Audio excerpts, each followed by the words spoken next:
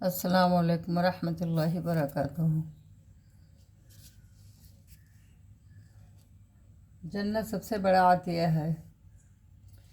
زمین و آسمان کی تمام چیزیں خدا کو سجدہ کر رہی ہیں، مگر ایک انسان جب سجدہ کرتے ہوئے اپنا سر زمین پر رکھتا ہے تو یہ تمام عالمی کائنات کا سب سے زیادہ عجیب واقعہ ہوتا ہے، کیونکہ دوسری چیزیں مجبورانہ سجدہ کر رہی ہیں، جبکہ انسان شعور اور ارادہ کے تحت اپنا سر خدا کے آگے جھکا دیتا ہے۔ انسان کے ذریعہ اس کائنات میں اختیاری محکومی کا واقعہ وجود میں آتا ہے، جس سے بڑا کوئی دوسرا واقعہ نہیں۔ یہی انسان کی اصل قیمت ہے۔ انسان وہ نادر و مخلوق ہے جو اس کائنات میں شعور قدرت کی مقابلہ میں شعور عجز کی دوسری انتہا بناتا ہے۔ وہ کائنات کے صفحہ پر ہے کہ مقابلہ میں نہیں کا مضمون تحریر کرتا ہے۔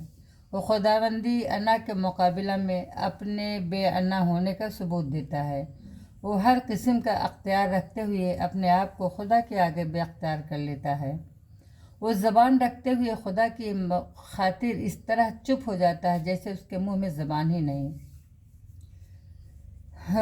ایک شخص کا محب بننا اس آسمان کے نیچے ظاہر ہونے والے تمام واقعات میں سب سے بڑا واقعہ ہے، جس کا انعام کوئی سب سے بڑی چیز ہی ہو سکتی ہے۔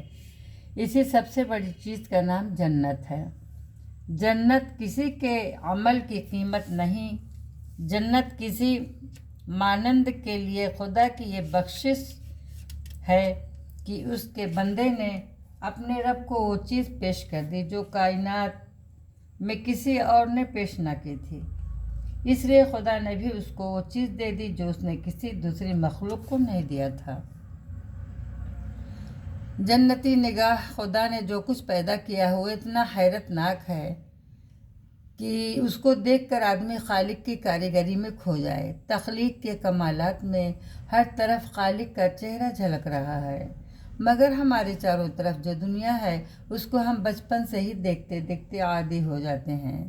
اس سے ہم اتنا مانوس ہو جاتے ہیں کہ اس کے انوکھے پن کا ہم کو احساس نہیں ہوتا۔ پانی، درخت، چڑیا، غرض جو کچھ بھی ہماری دنیا میں ہے سب کا سب بے حد عجیب ہے۔ ہر چیز خالق کا آئینہ ہے، مگر عادی ہونے کی وجہ سے ہم اس کے عجوبہ پن کو محسوس نہیں کر پاتے۔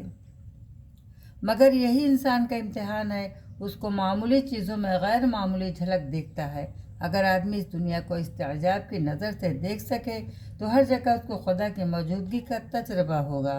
وہ زمین پر اسی طرح رہے گا جیسے کہ خدا کے پڑوس میں ہو، جیسے کہ وہ خدا کی نظروں کے سامنے ہو۔ موجودہ دنیا میں انسان کی سب سے بڑی یافت یہ ہے کہ وہ خدا کو دیکھنے لگے، وہ اپنے پاس خدا کی موجودگی کو محسوس کر لے۔